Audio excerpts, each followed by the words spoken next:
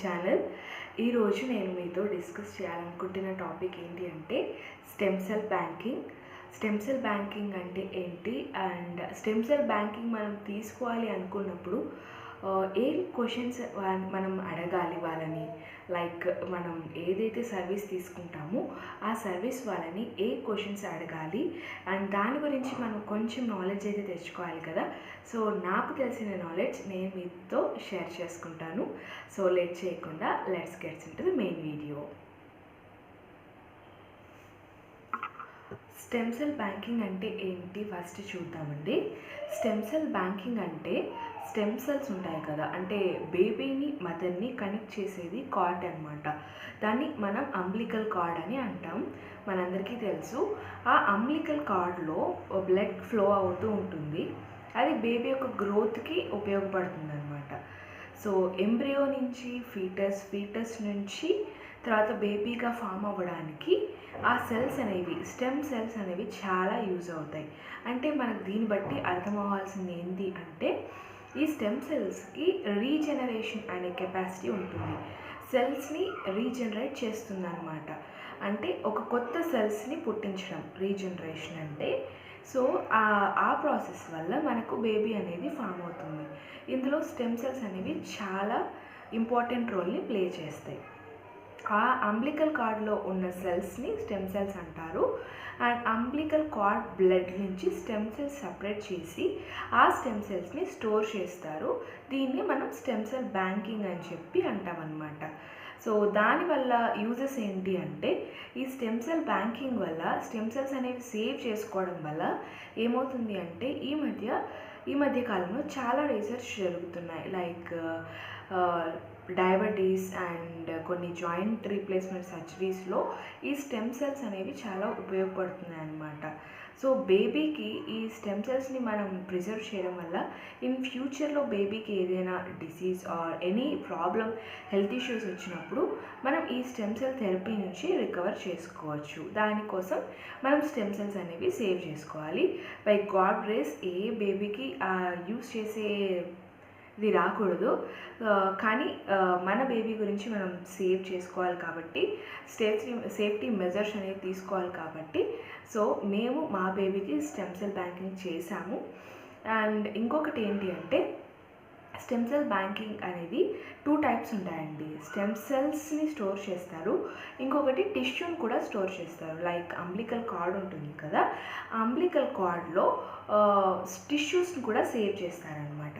ఇది ఒక మెథడ్, అది కొంచెం కాస్ట్ ఎక్కువ ఉంటుంది. స్టెమ్ సెల్స్ కన్నా టిష్యూని సేవ్ చేయడం, లైక్ పర్టికులర్ టెంపరేచర్లో వాటిని స్టోరేజ్ చేయాలి. సో కొంచెం ఆ కాస్ట్ ఎఫెక్టివ్ అని, కాస్ట్ చాలా ఎక్కువ ఉంటుంది అనమాట టిష్యూని సేవ్ చేయడం. ఆ టిష్యూస్ సేవ్ చేయడం వల్ల కూడా చాలా డిసీజెస్ అనేవి క్యూర్ చేస్తున్నారు, రీసెర్చెస్ జరుగుతున్నాయి అన్నమాట. లైక్ హార్ట్ డిసీజెస్ ఏవైనా వచ్చినా, లైక్ మస్కులర్ ప్రాబ్లమ్స్ వచ్చినా, ఇవన్నీ టిష్యూ రిలేటెడ్ ప్రాబ్లమ్స్ ఏవైనా వచ్చినా కూడా మన బేబీకి మనం ఈ టిష్యూని ఉపయోగించుకొని మనం సేవ్ చేసుకోవచ్చు అన్నమాట. లైక్ స్టెమ్ సెల్ బ్యాంకింగ్ లాగానే ఇది కూడా టిష్యూని కూడా మనం సేవ్ చేసుకోవచ్చు. ఇవి 2 మెథడ్స్ ఉంటాయి. మనం పెట్టే ప్రైస్ బట్టి, మనకు అఫోర్డబుల్ ప్రైస్ బట్టి మనం ఆప్షన్ అనేది చూస్ చేసుకోవాల్సి ఉంటుంది. నెక్స్ట్ వచ్చి మనం చాలా ఉంటాయండి. లైక్ లైఫ్ సెల్ అని, కార్డ్ లైఫ్ అని గూగుల్లో మనం గూగుల్ చేస్తే ఈ ఏజెన్సీస్ చాలా ఉన్నాయి. అండ్ రైట్ ఏంటి, కరెక్ట్ది ఎలా కనుక్కోవాలి అని అంటే నేను ఫాలో అయిన మెథడ్ మీతో షేర్ చేస్తాను. యాక్చువల్గా నేను గూగుల్లో సెర్చ్ చేశాను. లైక్ మనం అందరికీ తెలుసు కదా, రివ్యూస్ చూస్తాము. రివ్యూస్ చూసి అండ్ మీ డాక్టర్ని కూడా సలహా తీసుకోవడం బెటర్. రివ్యూస్ చూశాను అండ్ వాళ్ళతో మాట్లాడినప్పుడు, particular company stem cell company వాళ్ళతో మాట్లాడినప్పుడు వాళ్ళు మనకి ఎక్స్ప్లెయిన్ చేసే వే ఉంటుంది కదా, దాన్ని బట్టి మనం ఒక అంచనా వేసుకోవచ్చు అనమాట. ఓకే, ఇది బెటరా కాదా, ఆర్ మనం అఫోర్డ్ చేయొచ్చా లేదా అని చెప్పి మనం ఒక డెసిషన్కి రావచ్చు. సో మనం స్టెమ్ సెల్ బ్యాంకింగ్ తీసుకోవాలనుకున్నాము, ఎప్పుడు స్టార్ట్ చేయాలి ఏంటి అనేది ఇప్పుడు చూద్దాం. మన ప్రెగ్నెన్సీ ఉన్నప్పుడు నేనైతే 8th మంత్లో 8th ఎండింగ్ ఉన్నప్పుడు నేను వాళ్ళని కాంటాక్ట్ చేశాను. నేనైతే కార్డ్ లైఫ్ నుంచి తీసుకున్నానండి మా బేబీకి. కాంటాక్ట్ చేసి ఇలా మాకు అలా కావాలి స్టెమ్ సెల్ బ్యాంకింగ్ అని చెప్పి మనం అడగాలి. సో వాళ్ళు కొన్ని కంపెనీస్ డైరెక్ట్గా మన ప్లేస్కి వచ్చి, మనం ఎక్కడున్నా సరే వాళ్ళు మన ప్లేస్కి వచ్చి మనకు ఎక్స్ప్లెయిన్ చేస్తారనమాట. అంటే ప్రాసెస్ మొత్తం ఎక్స్ప్లెయిన్ చేస్తారు. ఏ కండిషన్స్లో వాళ్ళు పెడతారు, లైక్ స్టెమ్ సెల్ బ్యాంకింగ్ అనేది ఎలా సేవ్ చేస్తారు, మెయిన్ బ్రాంచ్ ఎక్కడుంది, ఇవన్నీ మనకి ఎక్స్ప్లెయిన్ చేస్తారు. బై పర్సన్ వచ్చి వాళ్ళు ఎక్స్ప్లెయిన్ చేశారు నాకు. మిగతా వాటిలో నేను కాంటాక్ట్ చేసినప్పుడు వాళ్ళు ఫోన్లో నాకు చెప్పారనమాట డీటెయిల్స్ అన్నీ. లైక్ ఫోన్లో నాకు అంత రిలయబుల్గా అనిపించలేదు. సో మేమైతే కార్డ్ లైఫ్ తీసుకున్నాము. వాళ్ళే మా దగ్గరికి వచ్చి డైరెక్ట్గా మొత్తం ఎక్స్ప్లెయిన్ చేసి చూపించారు. వాళ్ళు ఏ మెథడ్స్ ఫాలో అవుతారు అండ్ ఇంకా టైప్స్ ఏమైనా ఉన్నాయా, న్యూ రీసెర్చెస్ ఏమైనా జరుగుతున్నాయా, అన్నీ క్లియర్గా వాళ్ళు మనకి చెప్పారు. అండ్ మన సైడ్ నుంచి కొన్ని క్వశ్చన్స్ అనేవి మనం ఖచ్చితంగా వాళ్ళని అడగాలి అని చెప్పాను కదా, అవేంటో ఇప్పుడు చూద్దాం. డిసీజెస్ అంటున్నారు. సో డిసీజెస్ ఏవి పర్టికులర్గా క్యూర్ అవుతాయి అని చెప్పి మనం ఒక క్వశ్చన్ అడగాలండి స్టెమ్ సెల్ థెరపీ ద్వారా. వాళ్ళు చెప్పింది అయితే కొన్ని క్యాన్సర్స్ ఉంటాయి కదా, cancers and muscular related problems and కొన్ని మెంటల్ డిజార్డర్స్ లైక్ ఆటిజం, ఇవన్నీ ఇప్పుడు ప్రజెంట్ స్టడీ జరుగుతుంది కాబట్టి ప్రజెంట్ యూజ్ చేస్తున్నారు స్టెమ్ సెల్ థెరపీ అని చెప్పి చెప్పారు. సో ఇంకా కొన్ని రీసెర్చెస్ జరుగుతున్నాయి గోయింగ్ ఆన్ అనేది. అవి ఎన్ని ఇయర్స్ పడతాయో మనకు తెలీదు, బట్ సక్సెస్ రేట్ అయితే ఉంది. సో బోన్ రీప్లేస్మెంట్ సర్జరీస్, ఇంకా కొన్ని థైరాయిడ్, డయాబెటీస్, వీటి మీద కూడా స్టడీ జరుగుతుంది కాబట్టి ఫ్యూచర్లో ఈ డిసీజెస్ని కూడా మనం స్టెమ్ సెల్స్ నుంచి క్యూర్ చేయొచ్చు అని చెప్పి అయితే నాకు ఇన్ఫర్మేషన్ వాళ్ళు ఇచ్చారు. సో ఈ క్వశ్చన్ అయితే మనం ఖచ్చితంగా అడగాలి. And coming to second question వచ్చి, ఇప్పుడు స్టెమ్ సెల్ బ్యాంకింగ్ వాళ్ళు ఇక్కడ మనమున్న ప్లేస్లో అయితే స్టోరేజ్ చేయరు, మెయిన్ బ్రాంచ్లో స్టోరేజ్ అనేది జరుగుతుంది. మెయిన్ బ్రాంచ్ వాళ్ళు మనకు అడ్రస్ ఇచ్చినప్పుడు అది లైసెన్స్డా కాదా అని మనం సెర్చ్ చేసుకోవాలి. గూగుల్లో వెళ్ళేసి మనం సెర్చ్ చేసుకోవాలి అది లైసెన్స్డా, గవర్నమెంట్ ఖచ్చితంగా వాటికి ఇచ్చిందా పర్మిషన్స్, ఆర్ ఫేక్ ఉన్నాయా అని మనం చెక్ చేసుకోవాలి. అది రిలేబుల్గా ఉండాలి వాళ్ళు చెప్పిన ఆన్సర్. అండ్ ఇది కూడా నాకు కరెక్ట్గా అనిపించింది దాంట్లో కూడా. అండ్ థర్డ్ క్వశ్చన్ వచ్చి ఇంకొకటి ఏంటంటే, ఇప్పుడు న్యాచురల్ కెలామిటీస్ అనేవి జరుగుతుంటాయి. ఇప్పుడు మనం స్టోర్ చేసిన స్టెమ్ సెల్స్ ఉన్న ప్లేస్లో ఏదైనా ప్రాబ్లం వచ్చి or any other natural calamities జరిగినప్పుడు వాళ్ళు మనకి మనీ రీప్లేస్ చేస్తారా, ఆర్ఎల్స్ వేరే స్టెమ్ సెల్స్ అనేవి మనకి ప్రొవైడ్ చేస్తారా, ఇది కూడా మనం క్వశ్చన్ వాళ్ళని ఖచ్చితంగా అడగాల్సి ఉంటుంది. థర్డ్ క్వశ్చన్ అయితే ఇది. అండ్ ఫోర్త్ క్వశ్చన్ వచ్చేసి ప్రాసెస్ ఏంటి అంటే ఎలా స్టోర్ చేస్తారు. ఇప్పుడు మనకు నార్మల్ డెలివరీ అవ్వచ్చు ఆర్ సి సెక్షన్ అవ్వచ్చు. నార్మల్ డెలివరీ అంటే మనకు పెయిన్స్ ఎప్పుడు వస్తాయో, లేబర్ ఎప్పుడు మనకు స్టార్ట్ అవుతుందనేది మనకే తెలీదు. ఆ టైంలో వాళ్ళు వచ్చి కలెక్ట్ చేసుకుంటారా, ఎలా కాంటాక్ట్ చేయాలి, ఆ పాయింట్ ఆఫ్ కాంటాక్ట్ అనేది మనం ఖచ్చితంగా తీసుకోవాలి. అదొకటి మనం మాట్లాడాలి ఈ క్వశ్చన్ కూడా. అండ్ ఇంకొకటి చెప్పాను కదా, ఇప్పుడు ఈ ఫస్ట్ బేబీ అనుకోండి, మనం తీసుకున్నది ఫస్ట్ బేబీకి, అది సెకండ్ బేబీకి కూడా యూజ్ అవుతుందా, ఆ స్టెమ్ సెల్స్ అనేవి సెకండ్ బేబీకి యూజ్ అవుతాయా అండ్ పేరెంట్స్కి యూజ్ అవుతాయా అండ్ ఎనీ అదర్ రిలేషన్స్కి యూజ్ అవుతాయా అని కూడా మనం వాళ్ళని అడిగి తెలుసుకోవాలి. సో నేనైతే ఈ క్వశ్చన్స్ వాళ్ళకి అడిగాను. అండ్ ఇంకొకటి అండి, ఇంకొక మెయిన్ ఇంపార్టెంట్ క్వశ్చన్ వచ్చి, ఇప్పుడు మనం ఇండియాలో ఉన్నాము, ఇండియాలో మన స్టెమ్ సెల్స్ సేవ్ చేసుకున్నాము.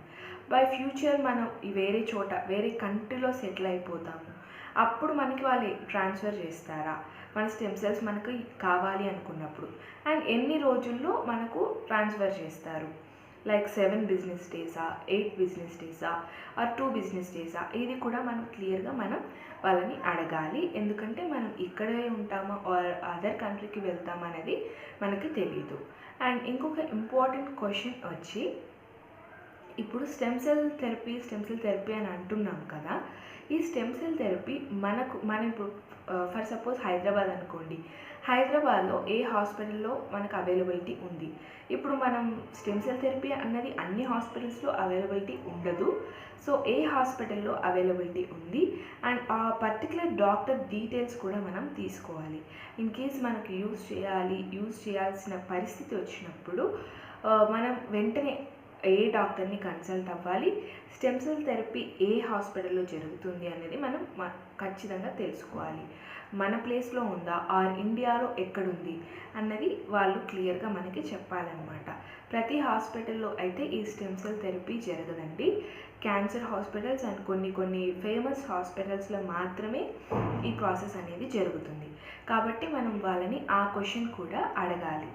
ఈ క్వశ్చన్స్ అన్ని అడిగిన తర్వాత మనకు రిలయబుల్ ఆన్సర్స్ వచ్చాయి, పర్టికులర్ ఆన్సర్స్ వచ్చాయి అన్నప్పుడు మాత్రమే మనం పే చేయాలి. నేను ఈ క్వశ్చన్స్ అన్నిటికీ ఆన్సర్స్ నాకు పర్టికులర్గా వాళ్ళ నుంచి వచ్చాయి అండ్ వాళ్ళైతే నాకు చెప్పారు, ఎక్స్ప్లెనేషన్ నీట్గా ఇచ్చారు అండ్ ఈ క్వశ్చన్స్ అన్నిటికీ వాళ్ళు ఆన్సర్ చేశారు.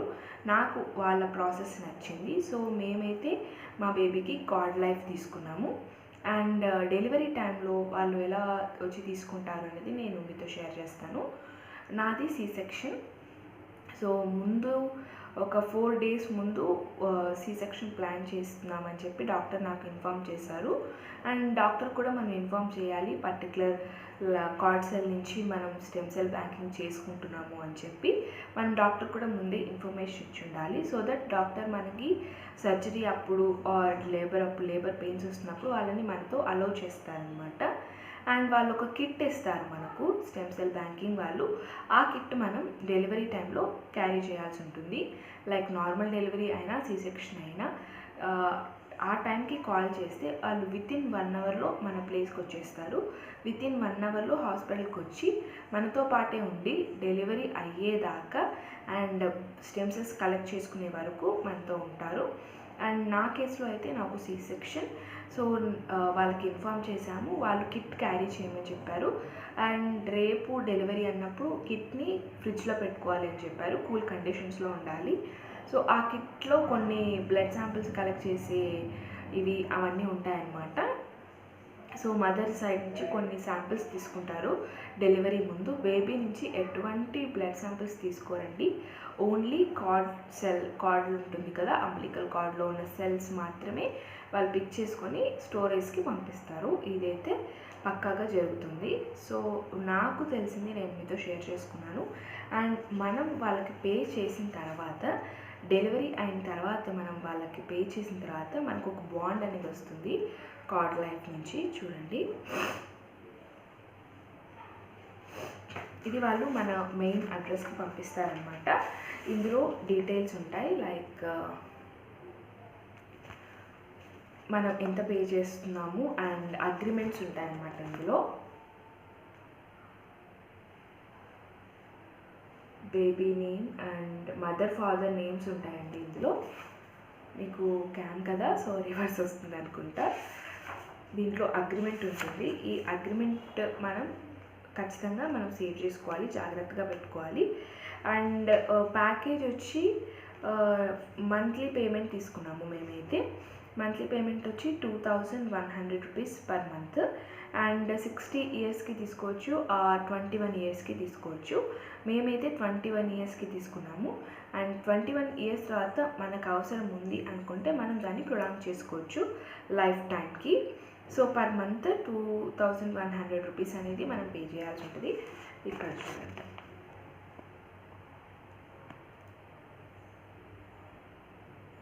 ఈ ప్యాకేజెస్ అన్నీ ఇలా వాళ్ళు మనకి ఎక్స్ప్లెయిన్ చేస్తారనమాట.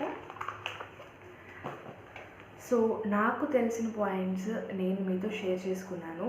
హోప్ ఈ వీడియో మీకు అందరికీ యూజ్ అవుతుంది అనుకుంటున్నాను. న్యూ మోమ్స్కి ఖచ్చితంగా యూజ్ అవుతుంది అనుకుంటున్నాను. ఈ వీడియో మీకు నచ్చినట్లయితే లైక్ చేయండి అండ్ ఫస్ట్ టైం నా ఛానల్కి వచ్చిన వాళ్ళైతే పక్కనే సబ్స్క్రైబ్ బటన్ ఉంటుంది, సబ్స్క్రైబ్ చేసుకోండి. సబ్స్క్రైబ్ చేసిన తర్వాత బెల్ ఐకాన్ సింబల్ ప్రెస్ చేసి